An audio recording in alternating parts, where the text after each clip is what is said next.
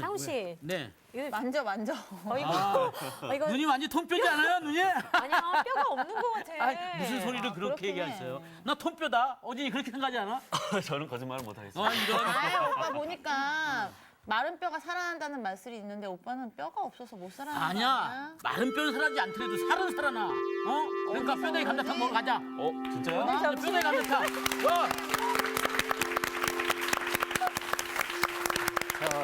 안녕하십니까.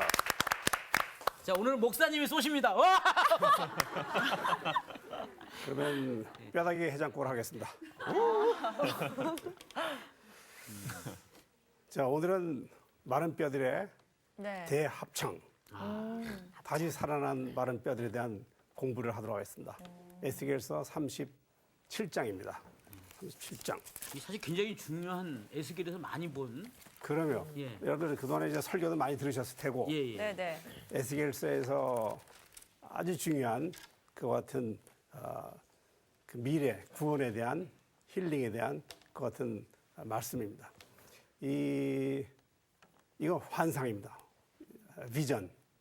이거 드라마입니다. 대드라마. 네. 그래서 오늘 우리가 드라마를 찍도록 하십시다.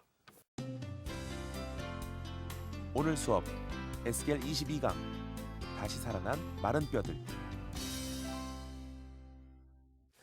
여러분들 이제 상상해 보십시오. 예루살렘은 함락되었고 또 백성들은 포로로 끌려갔고 살아남은 사람들은 뭐 소망이 있어야죠. 네. 즐거움이 있어야죠. 그래서 자포자기하고 체념적이었습니다. 에스겔서 20장 32절 말씀에 우리가 이방인 곧 여러 나라 족속같이 되어서 목석을 경배하리라. 이 말씀이 의미하는 것은 이제 모든 것이 끝난 상황 속에서 우리도 이제는 이방인들처럼 사는 길밖에 없다. 그래서 이거 포로들의 절망과 패배를 보여주는 그 같은 아주 자조적인 그 같은 독백이에요. 이제 우리들도 세계 여러 나라 사람들과 그냥 어울려서 같이 목석이나 섬기면서 그렇게 먹고 살자. 얼마나 답답합니까? 33장 10절 말씀에 볼 것 같으면 우리의 허물과 죄가 이미 우리에게 있어 우리로 그 가운데에서 쇠퇴하게 하니 어찌 능히 살리요. 살 소망이 없다 그 말입니다. 사실은 희망이 없다. 그래서 이건 절규입니다. 가정, 국가, 신앙을 잃어버렸잖아요. 그리고 자기 정체성마저 상실한 이스라엘 백성의 아주 비통한 모습을 이와 같은 독백으로 보여주고 있는 것입니다. 절규. 누가 살 수 있겠느냐. 이러한 상황 속에서 우리가 오늘 이제 마른 뼈들에 대해서 너무 감자탕 그런 거 생각하지 마시고 여기에 집중하셔서 마른 뼈들 37장 11절 말씀에 볼 것 같으면 이러한 상황 속에서 사람들은 우리의 뼈들이 말랐고 우리의 소망이 없어졌으니 우리는 다 멸절되었도다. 이게 탄식 아니에요. 네. 이런 상황입니다. 이런 분위기입니다. 지금 포로 이제 공동체라고 하는 것은 에스겔은 포로 공동체의 목회자였다 그러잖아요. 그 목회자로서 그 동포들의 상황을 보니 그렇게 체념적이고 절망적이고 자조적이고 그래서 그냥 막 아무렇게나 그냥 살아버리자 하는 그런 상황 속에서 이 마른 뼈들이 살아나는 것은 이건 희망의 메시지입니다. 아주 절대적인 희망의 메시지를 에스겔이 지금 환상으로 보는 것이에요. 이게 얼마나 이게 흥분되는지 모르겠습니다. 그는 여러분들 기대하는 마음으로 자, 여러분들 모두가 다 이 드라마의 출연자라고 하는 생각을 하시고 37장 1절부터 우리가 공부하도록 하겠습니다. 37장을 펼치도록 하십시다. 37장 1절부터 10절까지는 이제 에스겔이 본 골짜기의 마른 뼈들에 대한 환상이고요. 네. 네. 예언자가 이제 하나님의 영에 이끌림 받아서 들판에 나가서 이런 환상을 보게 되는 것입니다. 뭐 엄청난 것을 보았죠. 뭐 정말 믿기지 않을 정도의 그런 마른 뼈들이 움직이더니 하나의 그냥 군대가 되는 모습을 보게 되었습니다. 그리고 이제 11절부터 14절은 이와 같은 환상에 대한 해석. 그래서 오늘 본문은 아주 짤막한 본문입니다만 예. 그러나 엄청난 메시지가 담긴 그 같은 환상이라고 할 수 있습니다. 그러면은 우리 김상훈 학생부터 네. 37장 1절. 여호와께서 권능으로 내게 임재하시고 그의 영으로 나를 데리고 가서 골짜기 가운데 두셨는데 거기 뼈가 가득하더라. 네, 뼈가 많았습니다. 네. 여호와께서 권능으로 내게 임하시고 원래 이게 권능으로 표현되어진 이 히브리어는 손입니다. 손. 야드라고 하는 그 손인데 그래서 다른 번역에서는 여호와의 손이 내게 임하고 이렇게 번역도 했어요. 이 1절이 조금 매끄럽지 못한데 예.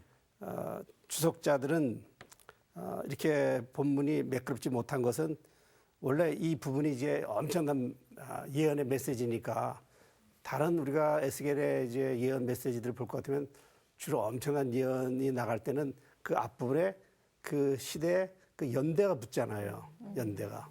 근데 이게 연대가 떨어져 나가버리고 말았어요. 네. 그래서 이게 좀이 먹어서 떨어져 나간 건지, 그게 실수를 한 건지. 하여튼 그렇게 해서 본문이 좀 이상하게 되었지만, 그러나 뭐 그렇다고 하더라도 중요한 것은 성령의 인도로 에스겔은 그 골짜기로 비크아입니다. 비크아. 근데 사실 이 골짜기 비크아라고 하는 이 히브리어가 에스겔에서 그 첫 부분에 등장해요. 에스겔이 예언자로 부름받은 초창기에 이 비크아에서 패역한 족속에 대한 주님의 심판의 말씀을 들었어요. 3장 22절 여호와께서 권능으로 거기서 내게 임하시고 또 내게 이르시되 일어나 들 비크아로 나아가거라. 내가 거기서 너와 말하리라. 그래서 에스겔이 갔댔어요. 그 들판에서 골짜기에서 거기서 하나님을 만나서 그가 들었던 것이 예언자로 부름을 받았던 것이에요. 에스겔은 고대 전장터와 같은 이곳에서 죽은 자들의 뼈들이 널브러져 있는 그 같은 광경을 목격했습니다. 뼈들이 무엇을 상징하겠어요? 우리 김어진 학생. 뭐 갑자기 주고 나면 갑자기 대답하기 어려운 건데 이거 뭐 어렵게 생각할 필요가 없어요. 이 마른 뼈들이라고 하는 것은 넓게는 나라 잃은 이스라엘 백성들, 그리고 좁게는 이제 죽지 않고 살아남은 포로들을 상징하는 것이에요.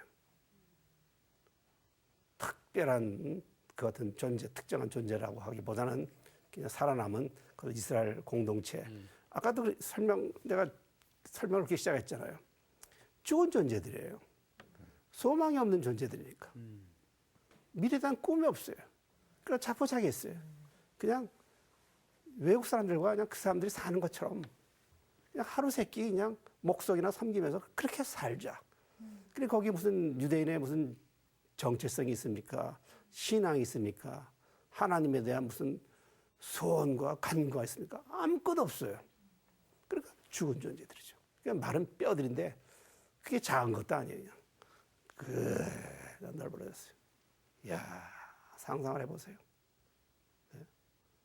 얼마나 그 뼈들이 많았는지는 여러분들이 한번 상상을 해보시라고요. 에스겔은 그 다음에 이제 2절을 읽읍시다. 2절, 김미연 학생 2절. 나를 그 뼈 사방으로 지나가게 하시기로 본즉 그 골짜기 지면에 뼈가 심이 많고 아주 말랐더라. 네. 에스겔은 성령의 인도로 죽은 사람들의 수가 얼마나 되는지 그리고 얼마나 오랫동안 그렇게 방치되어 있었는지 보았고 그 뼈들이 아주 말랐더라 그랬잖아요.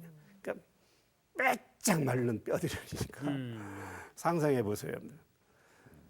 오랜 동안 방치되어져 있었고 아주 말랐더라 그랬으니까 소생케 할 생명의 흔적이 전혀 없었다는 것이에요.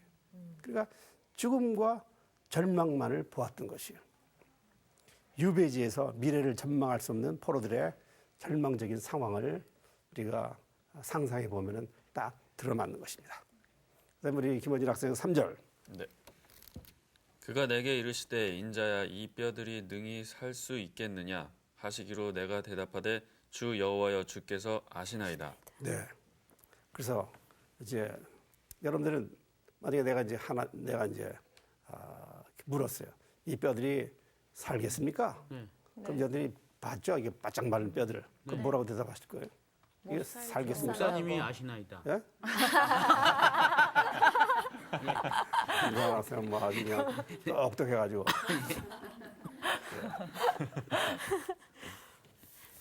절대적인 절망과 죽음으로부터 소생한다고 하는 것은 인간적인 판단으로 볼 때 불가능한 것이에요. 네. 그러니까 살지 못합니다. 그런데 에스겔은 신앙이 있었으니까 하나님만이 아시겠죠. 왜냐하면 생명이라고 하는 것이 하나님께로부터 왔다가 하나님께로 가는 것이니까. 주 여호와여 주께서 아시나이다. 이제는 나 곧 내가 그인 줄 알라. 나 외에는 신이 없도다. 신명기에 나는 죽이기도 하며 살리기도 하며 상하기도 하며 낫게도 하나니 내 손에서 능히 빼앗을 자가 없도다 하는 그런 말씀이 있어요. 그래서 주께서 아시겠나이다 라고 하는 고백은 거듭거듭 인간적으로서는 어쩔 수 없는 무기력함의 고백이에요. 소망이 없는 것이에요.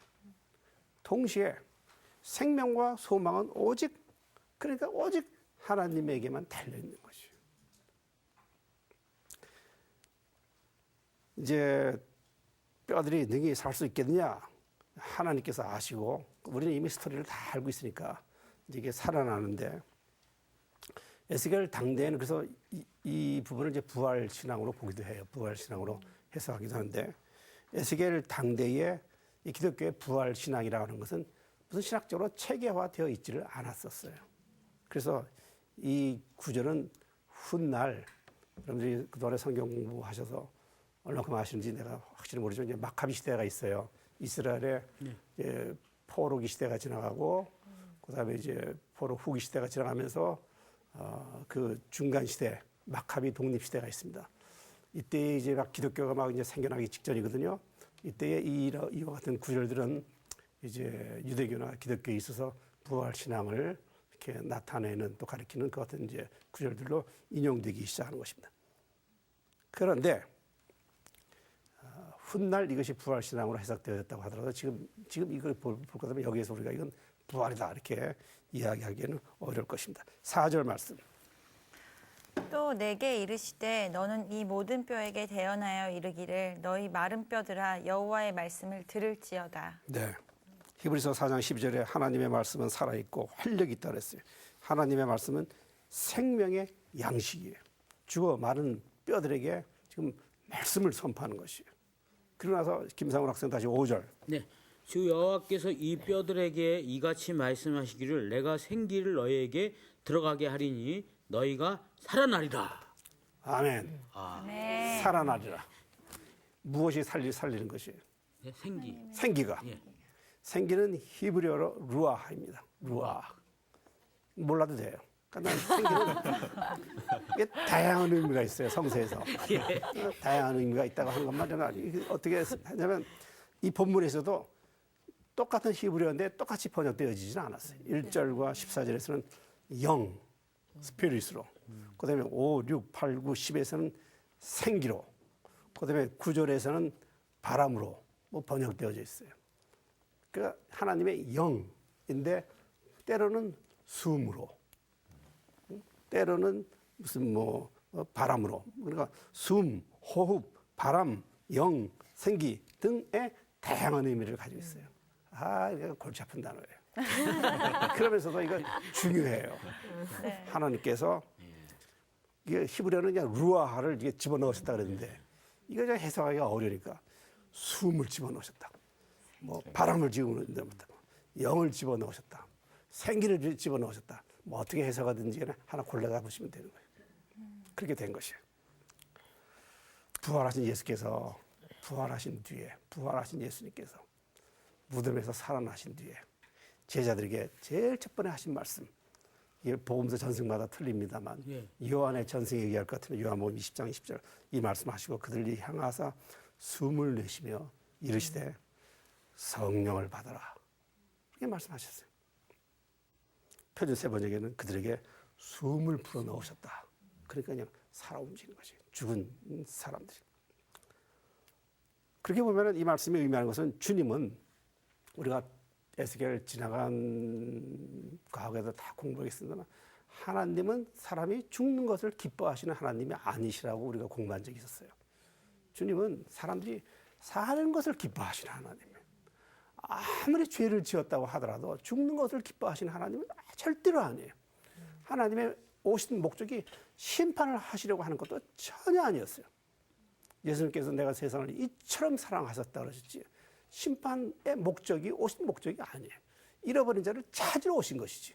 구원하려 하신 것이지. 그래서 주님은 죽는 것을 기뻐하시는 하나님이 아니시고 오늘 이 본문의 말씀을 볼 것 같으면 주님은 이제 죽었을지라도 살아나게 하시는 하나님이에요. 생명을 회복시켜 주시는 힐링의 하나님. 그래서 5절, 6절, 9절, 14절 우리가 이게 다 읽지 않았으면 이제 앞으로 계속 읽게 되겠습니다만 여러분들이 5절, 6절, 9절, 14절에서 계속적으로 반복적으로 강조되어져 있는 것들 구절을 보게 되는데 그것이 무엇이냐면 너희가 살아나리라. 너희가 살아나리라. 한 번만 해서는 우둔한 자들이 잘 이해가 안 되는지 그냥 한 번만 하면 착 알아들어야 되는 건데 그러니까 그냥 고집도 세고 잘 못 알아듣고 살아난다? 틀림없어? 진짜야? 살아나리라 하는 것을 4번씩이나 6절 읽어보십시다. 너희 위에 힘줄을 두고 살을 입히고 가죽으로 덮고 너희 속에 생기를 넣으리니 너희가 살아나리라.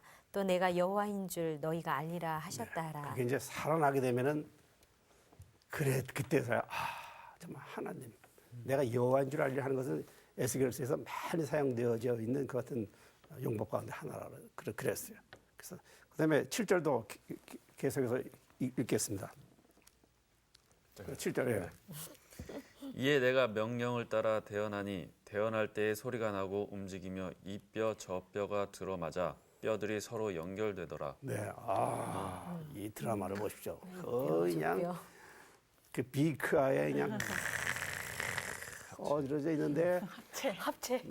딱 말씀하시니까 그냥 야 우지직 하면서 이게 움직이기 시작하는데 이게 로봇가 아니라 사람들이죠.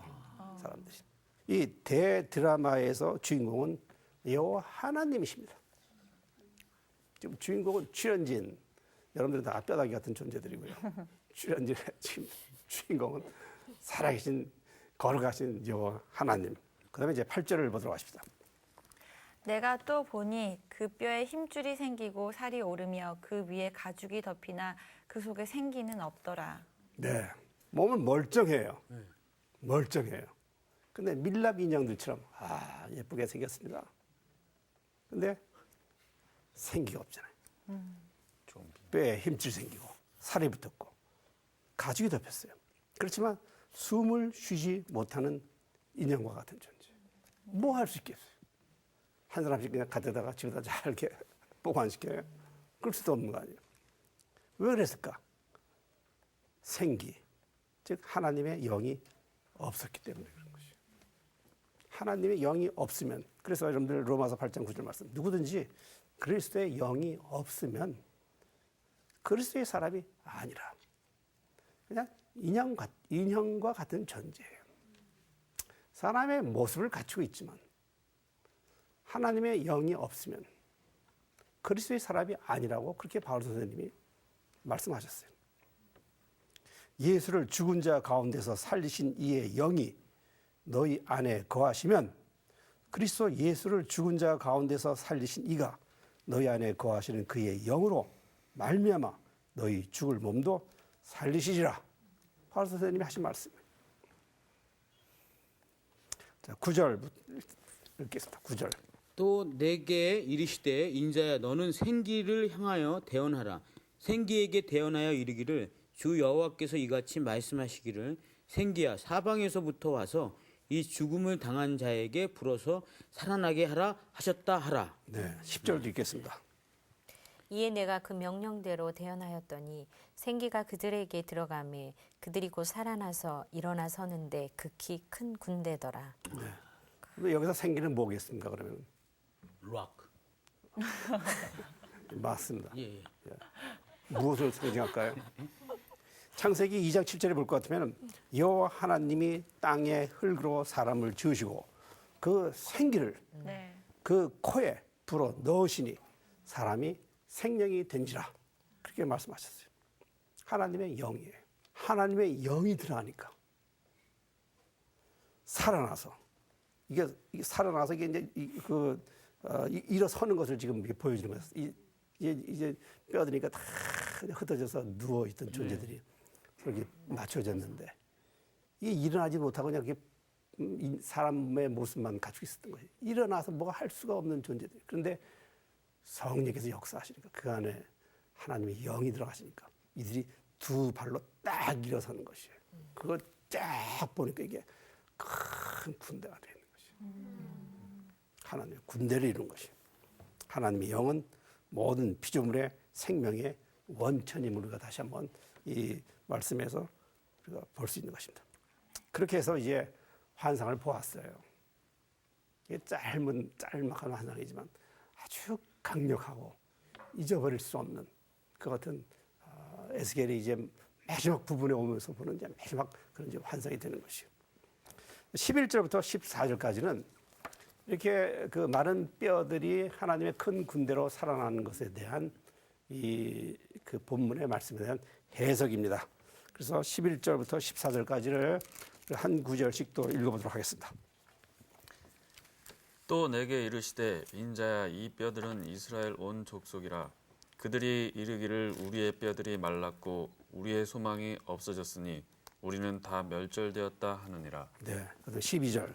그러므로 너는 대언하여 그들에게 이르기를 주 여호와께서 이같이 말씀하시기를 내 백성들아 내가 너희 무덤을 열고 너희로 거기에서 나오게 하고 이스라엘 땅으로 들어가게 하리라. 네, 13절.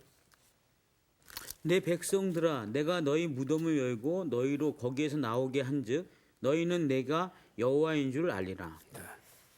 그다음에 이제 14절 결론입니다. 내가 또 내 영을 너희 속에 두어 너희가 살아나게 하고 내가 또 너희를 너희 고국 땅에 두리니 나 여호와가 이 일을 말하고 이룬 줄을 너희가 알리라. 여호와의 말씀이니라. 네, 아멘. 이제 이 넉절은 환상에 대한 해석입니다. 해석을 이미 환상을 잘 보았으니까 특별하게 해석할 것이 없습니다. 이 의미를 모르는 사람이 어디 있겠습니까? 다 잘 아는 것 같은 말씀입니다. 11절에서 우리의 뼈들이 말랐고 우리의 소망이 없어졌으니 우리는 다 멸절되었다 하는 고백을 지금 많은 뼈들이 했잖아요. 네. 이와 같은 고백은 포로들의 절망적인 모습에서 나온 것입니다. 포로들은 이 고백처럼 마른 뼈들과 같이 죽은 존재들이었어요. 우리의 소망이 없어졌으니 라는 표현처럼 고국에 돌아가야 한다는 소망도 말라버린 지 벌써 오래된 것이에요. 또 우리가 이방인, 곧 여러 나라 족속같이 되어서 목석을 경배하리라. 아까 그렇게 자조적으로 또 독백했다 그러지 않았습니까? 자기 정체성과 미래의 꿈을 스스로 버리고 유배지의 현실과 타협해서 살고 있었던 사람들이에요. 이 사람들에게 자신들이 자신의 삶 속에서 그렇게 소망이 없는 그 같은 자신들의 상황을 주님 앞에 이렇게 보였을 적에 12절, 13절은 하나님께서 이제 응답해 주시는 것이에요. 12절 말씀, 그러므로 너는 대언하여 그들에게 이르기를 주 여호와께서 이같이 말씀하시기를, 여기까지가 이제 주님께서 하시라고 하는 말씀이고, 그래서 주님의 말씀을 대언하는데 내 백성들아 이렇게 시작하는 거 아니에요. 그래서 12절, 13절은 포로들을 향해서 주님께서 내 백성들아 이렇게 부르시는 것이에요. 인간이 하나님에 대해서 소망을 갖는 것이 아니라 하나님께서 창조하신 사람에 대해서, 우리에 대해서 소망을 갖고 계신 것이에요. 근데 그 소망을 갖고 목적을 가졌던 그 사람들이 다 죽어져 버렸으니까 하나님께서 내 백성아 부르시는 것입니다. 그리고 그 다음 말씀에 내가 너희 무덤을 열고 너희로 거기에서 나오게 하고 이스라엘 땅으로 들어가게 하리라. 하나님의 응답이 얼마나 정말 간절하고 은혜가 넘치는 은혜가 넘치는 것임을 우리가 깨달을 수 있는 것입니다. 생각해 보십시오. 질문도 드리는 것입니다. 생각해 보시고. 포로들에게는 고국에 돌아가야 한다는 소망이 있었겠는가? 하나님의 응답을 받기에 합당한 자격을 갖추고 있었는가? 아니면 예언자들이 촉구한 대로 회개하고 주님과 바른 관계, 예배를 드리고 있었는가? 대답해 보세요. 그러지 못해. 포로들이, 이 마른 뼈들이 무슨 소망이 있었습니까? 주님은 이들을 내 백성들아 이렇게 부르시는데, 그러면 그와 같은 주님의 그 사랑이면 사랑을 이렇게 받을 만한 무슨 자격이 있었습니까? 아니면 무슨 뭐 회개를 했습니까? 사람들에게, 마른 뼈들에게 뭐가 있었겠어요? 뭐 건져낼 거, 바랄 거, 구할 거, 대접해 줄 만한 거 뭐가 있었겠어요? 아무것도 없었어요. 그런데 마지막 질문. 그런데 주님은 그런 포로들에게 어떻게 이러한 약속을 선포하셨느냐 하는 것이에요.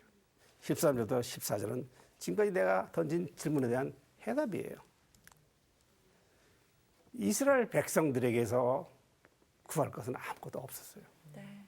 부정적인 것밖에 없어요. 그런데 13절, 14절은 그 해답으로 이 일을 행하시는 하나님은 여호와 하나님이신 것이에요. 에스겔서 전반에 있어서 가장 많이 사용되어지고 있는 그런 용법과 하나가 내가 여호와인 줄 알게 될 것이다. 나는 여호와이다 하는 것이 뭐 과장되게 표현하면은 그저 구절마다 결론으로 주어지는 것은 그 단어들입니다. 왜 그렇게 내가 여호와인 줄을 너희가 알게 될 것이다.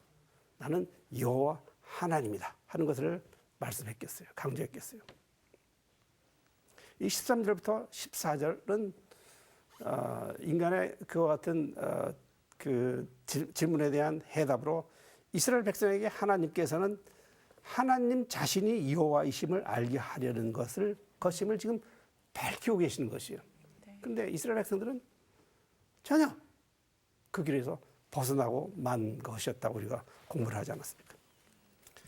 여호와 하나님은 거룩하신 하나님이시고, 거룩하신 하나님은 여러분들 어떻게 생각하는지 모르지만, 그러면 널브러진 죽어 자빠진 마른 뼈들과 같은 오래된, 그러면 인간을 위해서 역사하시는 그 같은 하나님은 사실 아니에요.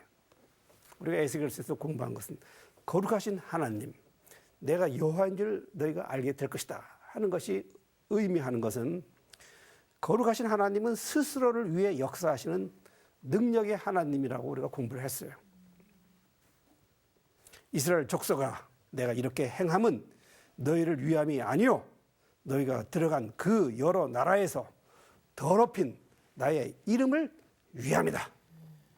하나님께서 이렇게 하심으로 말미암아 하나님의 그 이름을 짓밟은 유다 백성들도 하나님의 거룩함을 이제는 깨닫게 될 것이고, 그리고 그 외에 많은 나라들도, 우리가 에스겔서 25장서부터 그 열방에 대한 그 신탁이 있다고 그랬는데, 그 모든 나라들도 하나님께서 거룩하신 하나님, 그리고 이 일을 행하시는 분은 바로 하나님, 그리고 하나님 밖에는 이렇게 하실 분이 없다고 하는 것을 알게 되실 것이에요. 하나님은 그 거룩하심을 나타내시기 위해서 이제 하나님께서 스스로 역사하시는 것이에요. 에스겔 예언서의 후반부는 거듭 말씀드렸습니다만, 살아남은 자들을 위로하고 회복시키는 구원의 메시지로 되어 있어요. 하나님의 힐링이 선포되어 있는 것입니다. 하나님께서는 그의 영을 통해서 이스라엘을 새롭게 창조하시고 본토로 이제 그들을 돌려보내시겠다고 약속하시고 계시는데, 이와 같은 말씀은 절망과 죽음의 골짜기에 버려져 있는 어느 시대, 어느 누구에든지 다시 소생할 수 있는 그 같은 소망의 길을 열어주고 있는 것이에요. 그래서 거듭 반복합니다만, 그것이 인간의 편에서 무슨 공로가 있었느냐? 그렇지는 않아요. 오직 하나님의 편에서 하나님께서 그 길을 열어주신 것이에요. 주석자들 가운데서는 그래서 이제 그 초창기 이 말씀을 들었던 사람들은 유대인들이었고 그 포로 생활을 하던 유대인들이었고 유대인들이 이 말씀을 들었을 적에는 우리를 이제 석방시켜 주시는구나. 그래서 우리가 팔레스틴으로 들어가겠구나 이렇게 받아들였을 것이고 또 이것을 우리가 또 이제 확대 해석하게 되면은 이 말씀은 이제 종말론적인 말씀이 되어서 예수 그리스도의 오심으로 말미암아 우리 모두가 다 하나님 나라에 가게 되는 것을 또 상징하는 그 같은 말씀으로도 이해할 수 있는 것입니다. 그렇게 볼 때에 이 말씀은 현대 우리 기독교인의 부활 사상도 또 보여주고 있다고 그렇게 해석하는 학자들도 있어요. 아까도 말씀드렸듯이 이것이 처음에 선포되어졌던 당대에는 유대교의 부활 신앙이 체계화되어 있지 않았어요. 그러나 훗날 예수 그리스도로 말미암아 우리 기독교는 부활 신앙을 갖게 되었어요. 그래서 이 구절은 그 부활 신앙으로 해석하는 사람들은 그 세 가지 그 삼중 부활의 그 신앙을 여기서 볼 수 있다고 하는데 첫 번째가 죄로 인해 죽었던 영혼이 그리스도의 음성과 함께 하나님의 은혜의 능력에 의하여 의의 생명, 즉 거룩하고 영적인 하늘의 생명으로 부활하는 것이라고 해석하는 경우도 있고 두 번째가 고난과 핍박받는 상태에 처해 있는 교회가 자유와 평화의 상태로 부활하는 것을 상징한다고도 보고 세 번째는 마지막 날 육체가 부활하는 것으로도 고백을 합니다. 특히 성도들의 육체가 영생의 부활을 할 것을 의미한다고 그렇게 보는 주석가들도 있어요. 자, 그렇게 해서 우리가 이제 결론을 내리면은 에스겔이 이 비크와 골짜기에서 본 환상은 정말 소망이 없던 사람들에게 주어진 것은 유래의 메시지였고 그리고 이 유래의 메시지는 시대를 초월해서 인종을 초월해서 마른 뼈들과 같이 그리고 그 마른 지가 아주 오래된 그 같은 존재라고 하더라도 주님께서 말씀하시고 주님의 영이 역사하시면 일어설 수 있다. 그래서 하나님의 군대가 될 수 있다. 그래서 하나님의 사역에 동참할 수 있다 하는 메시지를 주고 있다고 볼 수 있습니다. 자, 다시 이제 질문. 이렇게 해서 이제 이 본문의 말씀이 끝났어요. 본문의 말씀은 그래서 에스겔이 본 정말 이제 마지막 부분에 본 그 같은 엄청난 환상이었고 이 환상이 주는 그 어떤 신앙적 교훈은 정말 충격적으로 엄청나게 큰 것입니다. 우리가 이제 이 본문을 덮어놓고 이제 우리의 삶 속에서 이걸 반출해 보야죠. 어떻게 절망을 극복할 수 있는가? 또는 어떻게 희망을 가질 수 있는가? 또는 소위 희망의 근거는 무엇인가 하는 것을 우리가 생각해 볼 수 있습니다. 인간적인 면에서는 절망을 극복할 수가 없습니다. 희망을 가질 수도 없습니다. 하는 것이 이게 본문이 지금 우리들에게 주는 메시지예요. 그러면 본문에서 주는 답은 뭐예요? 희망의 근거는 무엇이냐? 본문은 무엇이라고 우리들에게 이야기하고 있습니다. 희망의 근거는 무엇인가? 대답은 하나님이에요. 네. 아까도 제가 얘기했어요. 주인공은 하나님이신 것이요. 하나님께서 스스로 역사하신 것이요. 성령의 역사예요. 그것이 첫 번에 드린 어떻게 절망을 극복할 수 있는가? 어떻게 희망을 가질 수 있는가? 희망의 근거라고 하는 것이 무엇인가? 현대인들이 이렇게 질문한다고 할 것 같으면 거기에 대한 해답인 것이요. 성령의 역사는 불가능한 것을 가능하게 하는 하나님의 구원 역사인 것이요. 그래서 하나님의 구원 행위에 소망이 있는 것이요. 37장 5절에 내가 생기를 너희에게 들어가게 하리니 너희가 살리라. 그리고 살리라 하는 말씀은 구절마다 너희가 살리라, 살리라, 살리라. 4번. 그리고 이거 살게 하시는 것은 하나님께서 먼저 취하신 행동이에요. 성경 말씀이 옳은 것이에요. 내가 하나님을 먼저 사랑한 것이 아니에요. 성경이 그렇게 해요. 내가 하나님을 먼저 사랑한 것이 아니에요. 요한일서도 볼 것 같으면 하나님께서 먼저 사랑하신 것이에요. 내가 그 아들을 보내십시오 한 것도 아니에요. 하나님께서 먼저 사랑하시고 구원자가 필요하셨기 때문에 예수를 보내신 것이에요. 그리고 먼저 그렇게 행하신 하나님의 그 목적은 내가 하나님인 줄 알게 될 것이고 또 부탁도 드리신 것이 하나님인 줄을 알아라. 죽을 수밖에 없는 인간이 새 생명을 얻게 된 것은 죽음을 이기고 다시 사신 부활하신 주님의 사랑이고 은혜인 것입니다. 사랑은 여기 있으니 우리가 하나님을 사랑한 것이 아니요 하나님이 우리를 사랑하사 우리 죄를 속하기 위하여 화목 제물로 그 아들을 보내셨다. 결론의 말씀을 드리도록 하겠습니다. 하나님은 창조의 하나님의 영은 창조의 영이십니다. 새롭게 창조하시고 새 계약을 맺으시는 창조의 하나님이신 것입니다. 창조주 하나님께서는 구제불능으로 어떻게 살 수 없는 그 인간을 새롭게 고치시고 만지셔서 쓸모있는 인간이 되게 하시는 것이에요. 우리는 과거에 죄로 죽음을 당한 자였지만 하나님의 은혜로 다시 살아난 존재에 불과한 것입니다. 하나님께서 우리를 달리신 것은 다시 살리신 것은 거듭거듭 말씀드리지만 하나님께서는 오늘 결론의 말씀에서도 내가 여호와인 줄 알게 하려는 것이다. 우리의 삶이라고 하는 것은 인생의 터전이라고 하는 것은 때로는 삶의 전장터예요. 아침 눈 뜨면은 전장하러 나가는 거나 마찬가지예요. 때로는 우리의 삶의 그 전장터 속에서 내가 죽는 것이 아니라 스스로 우리가 죽임을 당하는 경우들이 많이 있어요. 죽임을 당한다는 것은 희망이 없어지고 사라지고 소망이 없어지고 꿈이 없어지고 허덕허덕 살다 보니까 마른 존재, 영이 메마른 존재가 되는 것이에요. 어떻게 살 수 있을까? 어떻게 살 수 있을까? 내가 나를 보아서는 해답이 없어요. 그런데 주님께서 찾아오셨어요. 주님께서 말씀하셨어요.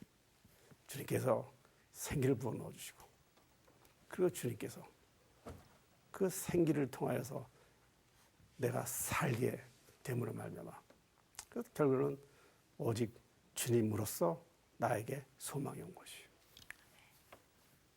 오늘은 여기까지 하고 다음 시간에 또 에스겔 이제 마지막 부분은 이렇게 이제 소망이 넘치는 말씀들로 가득 차 있으니까 희망을 가지고 다음 시간에 또 우리가 공부를 하도록 하겠습니다. 고맙습니다. 감사합니다.